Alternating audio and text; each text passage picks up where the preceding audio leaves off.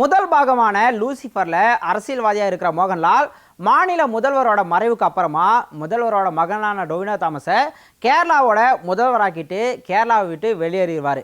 கிளைமேக்ஸில் தன்னை குரேசி ஆபிரகாம் அப்படிங்கிற டானா காட்டிக்குவார்.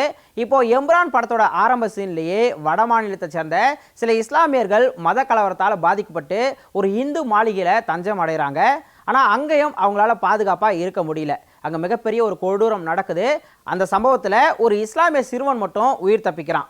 அங்கிருந்து கட் பண்ணால் கேரளா சிஎம்மாக இருக்கிற டொவினோ தாமஸ் தன்னோட சுயநலத்துக்காக முதல்வர் பதவியை ராஜினாமா செஞ்சுட்டு புதுசாக கட்சி தொடங்குறாரு. அது மட்டும் இல்லாமல் மதவாத சித்தாந்தம் கொண்ட தேசிய கட்சியோட கூட்டணியிலும் இணையறதா அறிவிக்கிறாரு.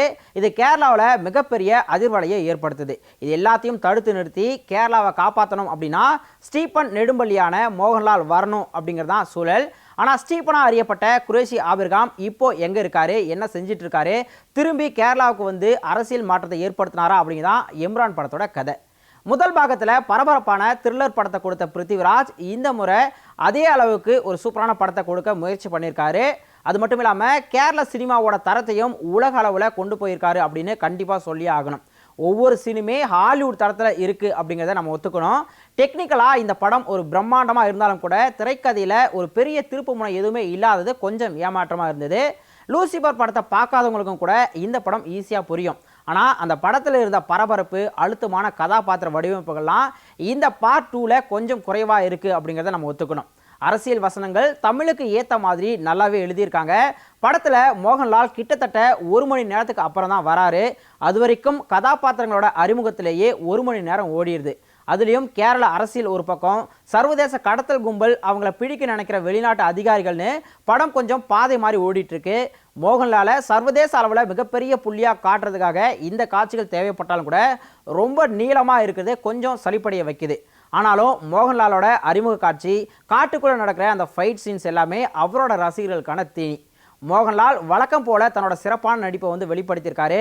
அவருக்கான சீன்ஸ் குறைவுனாலும் கூட வர சீன் எல்லாமே ஓப்பனிங் சீன் மாதிரி அட்டகாசமாக இருக்குது. டொவினோ தாமஸ் அண்ட் மஞ்சு வாரியர் இவங்களோட நடிப்பு இந்த படத்துக்கு மிகப்பெரிய பலமாக அமைஞ்சிருக்கு.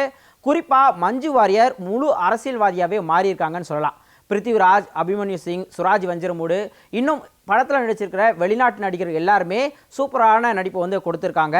எழுத்தாளர் முரளி கோபி கமர்ஷியல் படமாக இருந்தாலும் கூட இன்னும் பேசப்பட வேண்டிய அரசியலை வந்து பதிவு செஞ்சுருக்காரு. ஆனால் திரைக்கதையில் இன்னும் கொஞ்சம் உழைச்சிருந்தா இந்த படம் இன்னும் சிறப்பாக வந்திருக்கும். படத்தோட பலமே சுஜித் வாசுதேவோட ஒளிப்பதிவு தான். அதுலேயும் வெளிநாடுகளில் படமாக்கப்பட்ட காட்சிகள் எல்லாமே இந்த படத்தோட தரத்தை அடுத்த கட்டத்துக்கு கொண்டு போயிருக்குன்னு சொல்லலாம். இசையமைப்பாளர் தீபக் தேவ் பின்னணி இசையில் பின்னி எடுத்துட்டாரு அப்படின்னு சொல்லலாம். காட்டுக்குள்ளே நடக்கிற சண்டை காட்சியிலும் சரி, இன்னும் பல இடங்கள்லையும் எடிட்டிங் வந்து சூப்பராகவே அமைஞ்சிருக்கு. படத்தில் ஒரு சில குறைகள் இருந்தாலுமே சர்வதேச அளவில் மலையாள படத்தை அடுத்த கட்டத்துக்கு கொண்டு போகிறத இந்த எம்புரான் அப்படின்னு கண்டிப்பாக சொல்லலாம்.